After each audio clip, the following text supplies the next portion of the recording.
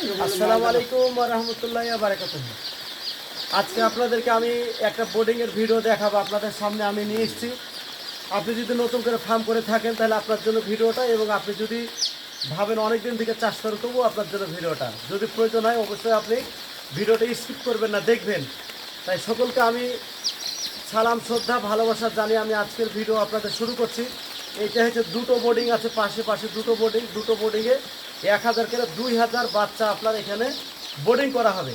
তো সেই বোর্ডিংয়ে জিরো বাচ্চা ছেড়ে রেখে কিভাবে বোর্ডিং করতে হয় সেটা আপনাদেরকে আমি দেখাবো আজকে। অবশ্যই আপনি ভিডিওটা স্কিপ করবেন না।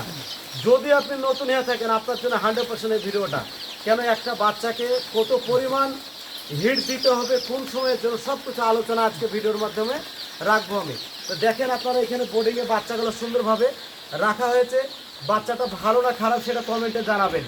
আমি দেখাচ্ছি, এই যে লাইটগুলো দিয়েছেন আপনারা দেখেন, এই যে লাইটটা এখানে নিচে ছিল কিন্তু কতটা উঁচুতে রাখতে হবে এগুলো দেখাবো আজকে ভিডিওতে।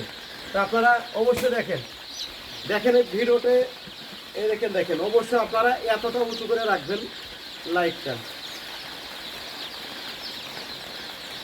যদিও এখন গরমের মৌসুম, লাল বাল্বের প্রয়োজন নেই, আপনাকে ভিডিওটা সবসময়ের জন্য চলবে বা সবসময় দরকার আছে, তাই এই দেখেন এইভাবে আপনারা উঁচু করে দিবেন লাইটগুলো।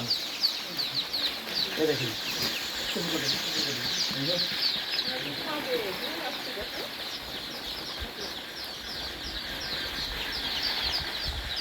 দেখেন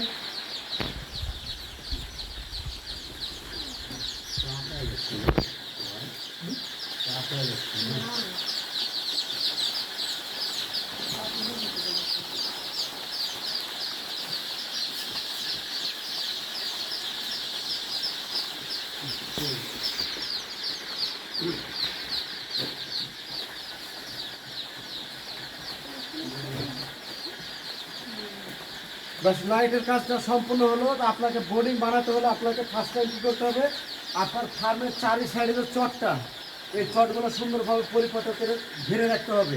কোনো রকমভাবে যেন বাইরেকার আলো বাতাস আপনার বোর্ডিংয়ে যেন না পড়ে। লাইট দিবে এইটাই, এমনি খোলামেলা বাতাসে যদি বাচ্চা রাখেন আপনার ঠান্ডা লাগা মডেলিটি সেই জায়গাটা থাকবে।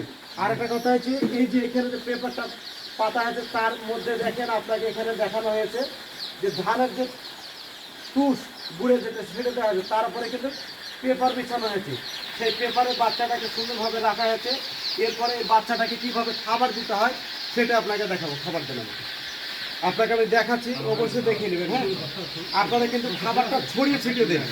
অবশ্যই আপনি ছড়িয়ে ছিটিয়ে দেবেন না, কেন তারা বিভিন্ন জায়গাতে পায়খানা করবে, পায়খানা করলে খাবারের পায়খানাটা লেগে যাবে, সেই খাবারটা যদি খায় সেখানে বাচ্চা অসুস্থ বোধ হতে পারে।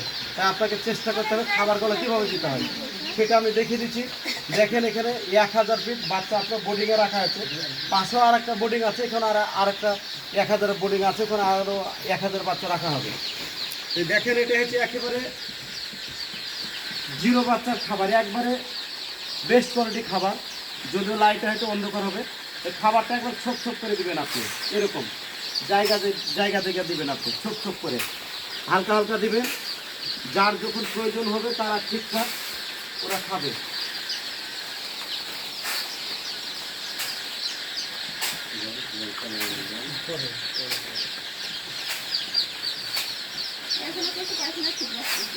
পায়খানা খুব করবে আপনার, মানে নতুন জায়গা না নামলে তো তার জন্য। হ্যাঁ, রেস্ট নিবে, তারপর রেস্ট নিবে, তারপরে ঠিকঠাক হয়ে যাবে। এইভাবে আপনারা খাবারগুলো দিবেন যেন আপনাদের খাবারগুলো অপচয় না হয়, চেষ্টা করবেন।